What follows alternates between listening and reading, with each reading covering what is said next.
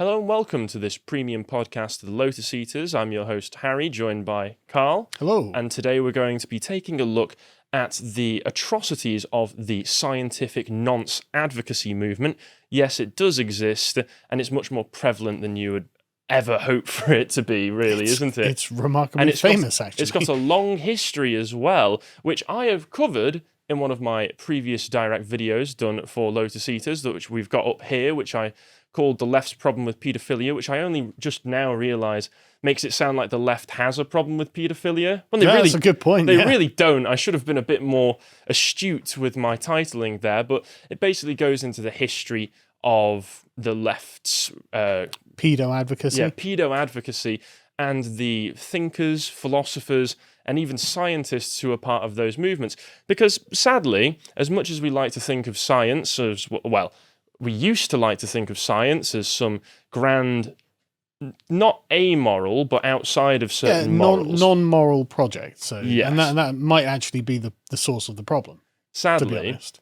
Yes, as much as we like to think of it like that, as being some objective source of truth-finding, people have often misapplied those scientific methods in areas where they really do not need to go with those. So, for instance, just to cover a little bit of what I went over in my video as a little prelude to what we're going to be talking about here, and just to remind everybody that, yes, sadly, there is a history of this, here are some scientific types who've advocated nonce in the past. First off, we have the German sexologist Helmut Kendler, who Carl and Callum covered on the podcast in the middle of last year after it came out about the German pedo experiments.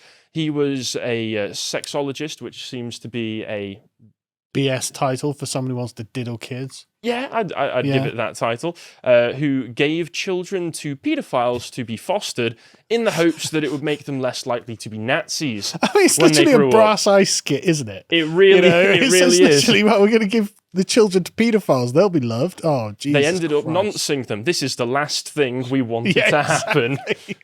Yeah, I don't mean to laugh because it's awful, but it's so ridiculous. Sorry, carry on. No, it is one of those things where it's like even in the pursuit of science, who thought this was a good idea? Yeah, it's just. What did you expect the consequences to be? You know, there's obviously supposed to be they're going to get nonced. Logic. You can kind of follow the train of logic to see where it'll lead, but okay.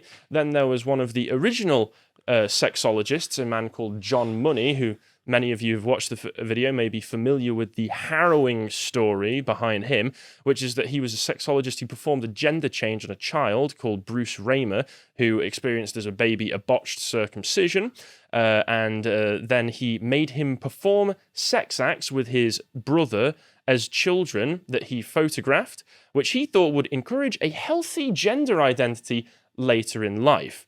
This led to Bruce and his brother Brian killing themselves later in life. He was also, just as a little side note, what you could call the founder of modern gender ideology, as the man who coined terms like gender role and gender identity. Later on, in the early 2000s, when people sort of started to hear about this story and it all started to come out, I believe he decided to label all of his critics as right-wing reactionaries. Okay. Because, of course, I'm okay with that. If that's what it takes. That's better than being a nonce who takes photos of children simulating sex. Yes, for research purposes. Yeah, if that makes me a right-wing reactionary, okay. I'm happy to accept that title. Thank you very much. Then there was Alfred Kinsey, another famous sexologist who released one of the a few books in the late 40s and early 1950s, which propelled the sexual revolution of the 1960s, which seems to be the point where everything culminates is the 1960s and where everything in society immediately starts to go downhill. But he did Thanks, boomers. Yes, he did methodological studies of sexual attraction, which were not particularly good methodological studies, where he basically just interviewed people about their sexual attractions and sexual preferences and what they got up to in the bedroom. And you can imagine in the 1940s and early 1950s, the sorts of people that you would get to actually agree to those sorts of questions and having their answers published were the people you could describe as rather deviant. And therefore it kind of skewed his results, where he was getting, saying that up to 50% of married men were having illicit gay affairs. Oh yeah, I'm sure they were. Yeah, and stuff like that. But that wasn't the worst part of his research. He included his research of child sexuality. Of course he did. Yes, because according to Kinsey, there was such a thing as child sexuality in the first place. He interviewed a man called Rex King, a paedophile who had assaulted over 800 children and kept his identity a secret with a pseudonym as part of his work. Yeah. And how much detail would you like me to go into? Not here? much. Yeah, I'll leave out some of the more gruesome details that you can not enjoy, but in the video, yeah, subject yourself to in my video. But he considered all of this man's testimony as being great research. And those are from the people who are you could call more leading researchers. Yeah, leading researchers and more traditional scientists who actually conducted research. Yeah. That's without even getting into the social scientists, which are easily the most guilty of presenting hypotheses that do not get tested and then just presenting them as facts to the world. Untestable hypotheses. Although, to be fair, when we're entering this realm, I'm quite glad that they're not actively going out and testing them some of the older people did. But you can include people like Gail Rubin, who was a gender theorist, who considered... Imagine my shock. I know. She was the woman whose famous quote about paedophiles being oppressed by the heteronormative society is what the Taliban were throwing at us when they, after Afghanistan, to dunk on us. What, that we were oppressing pedos? No. They were saying, well, look at your degenerate society when you accept stuff like this. And it's like, well, coming from the Taliban, okay, but... Are they wrong? They've kind of got a point there. It's at least something, a crack in our armour.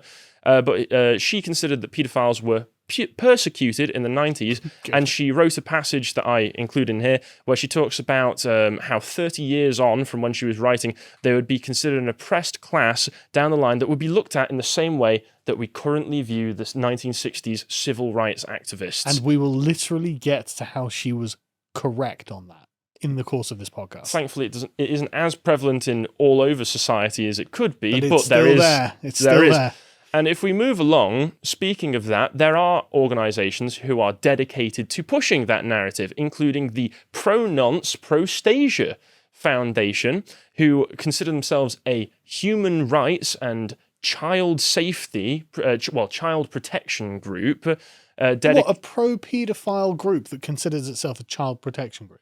Well, that's the way that they label it. They, if you scroll down a little bit on their homepage, let me go to a steakhouse and it be a cow's rights. Yeah. Like, sorry, I just don't trust any of you people. Yeah, if you scroll down a little bit more, John, we can see some of the things they've got here. Supports Club. Yes, a peer support for prevention. So where all of the maps will definitely, all of these pedos will definitely be meeting up and not exchanging tips for how to get away with it. Certainly not exchanging pictures or videos or anything. No, nothing like that. They'll definitely be talking about, here's how you can prevent yourself from acting on those terrible urges. Yeah, right. Unbelievable. Yeah, down a little bit more as well. A little bit further, you can see here, why did they use this image as well? But still, exploring the use of fictional and fantasy sexual outlets. Does art and fantasy lead to child sexual abuse, or can it prevent it? Well, I can only imagine that by feeding into those fantasies and those outlets that you are probably in a way kind of making people think, oh, well, imagine how much better it could be if I actually act on this. It's not just that, it's kind of a habituation, isn't it? Yes. Like the more you do something, the more normal it becomes, and the further you go down each of the road. And you can look at this in the way that you can habituate yourself into an acquired taste. Like, yes. I never used to like tea, but I lost a tooth to drinking Coca-Cola, and I was like, right, okay. Oh, really? Yeah. If I'm gonna, fair play. If I'm gonna get caffeine from somewhere, it's gonna have to be tea, and so I had to habituate myself into it. I also habituated myself into liking olives. I always used to hate olives because they were gross, but I used to date a girl who wanted to go to Italian restaurants all the time, and they'd give you olives, and I'd be hungry. So I was like, I don't care. I'm just gonna get used to this.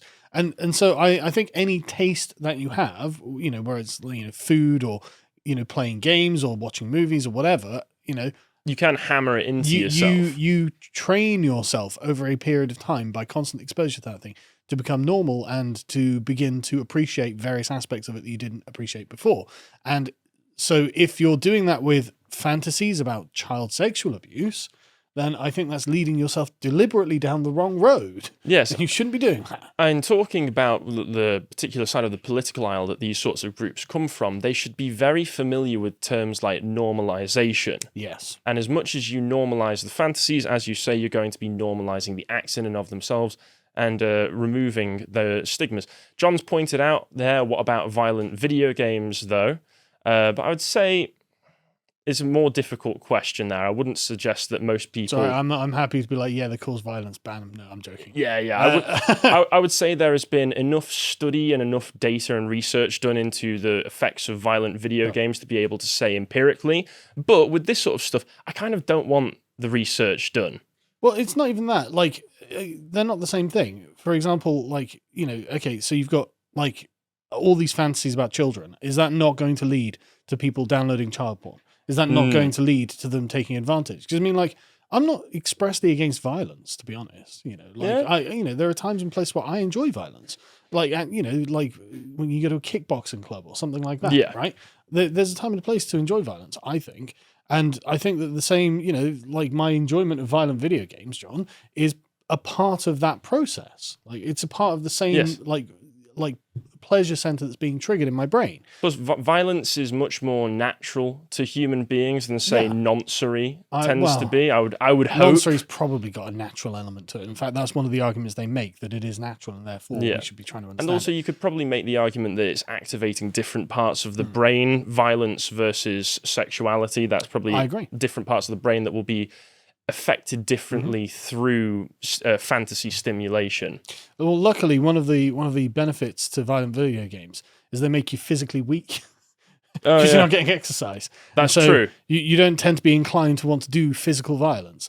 But I don't think the same necessarily applies with this. But anyway, let's carry on. Yeah, we've got a lot to go through. Yeah, let's carry on. And let's also take a look at the person that we're going to be focusing on today, a man called Dr. James Cantor. Just to be clear, wasn't that Prostasia thing run by a convicted paedophile? Oh, yes. The person who was in charge and founded the organization has a lengthy Reddit post that's still available to the public. We might include the link down below if you're interested. That is still available to the public, where they talk about how they got caught with child pornography and are on the sex offenders registry. Of course they are. So, says all it needs to. Oh, they were also heavily involved with Alan Walker, who was the non-binary pro-map university teacher from last year, who got kicked out of university for advocating noncery. Yes. Yeah. But James Cantor is another sexologist, because you, after all of their long track record, you would want that title next to you, wouldn't you? Yeah. Yeah, saying, I've heard of the same set of stupid, in response to somebody saying, let's reiterate that if paedophilia is inborn, then castration is unequivocally the best solution. He responds with, I've said the same, heard the same set of stupid. Luckily, I'm qualified to assess IQ as well as paedophilia. Explain why it's stupid, James. Yes. Understand, lowly pleb, you are not qualified to understand what paedophilia is. Only I, decorated PhD doctor, can tell you what paedophilia is. Allow me to educate you. Well, you'd have to pretend that I care about your education, doctor, because I'm coming from North FC. Yeah. 8 nonces, simple as. Exactly. There you go. Exactly. I don't need to think about this. Thank God I've got a low IQ. I know. Shockingly enough, if we move along, James Cantor himself, if you scroll down, you can see here, has been involved with the Prostasia Foundation. This is an interview that they did with him. I don't know exactly when this interview is from, but they're talking about, you can see the title, Rational Approaches to Paedophilia. Rational approach. Why would I want to rationalize paedophilia? This is really bringing me over to your anti-rationalist side. I'm just saying. I've got to say, if you can sit around and equivocate and rationalize paedophilia in your spare time as part of your professional work, I'm happy to fall back on our moral intuitions. Yes, perhaps the intuitions are the right. The accumulated wisdom of tens of thousands of years that nonces are bad and we should treat them as bad. Yes, but the description of this page is Dr. James Cantor talks about what causes paedophilia, how it relates to child sexual abuse. I think we all know how it relates to child sexual abuse, but the nonces want to have sex with children. I don't and need they get educating. Children. Yeah, how support networks for paedophiles can reduce offending, and what this all has to do with LGBTQ activism. We might have to go through this video another time. We might have to, but yes, what does it have to do with LGBTQ activism? I wonder. There's also evidence that he was actively, not just on a few videos, but an active contributor to the website, where he used to have a contributors page on their Our Team section. But I've gone around and it seems that they've taken it off of the website. I don't know if it's due to any controversy that's been caused by this thread that we're going to be looking at, or if it's just because, I don't know, maybe he's decided to separate himself from them. But given his current work, I don't see why he would feel the need to do that. The two's goals seem to be aligned quite nicely. To watch the full video, please become a premium member at lotuseaters.com.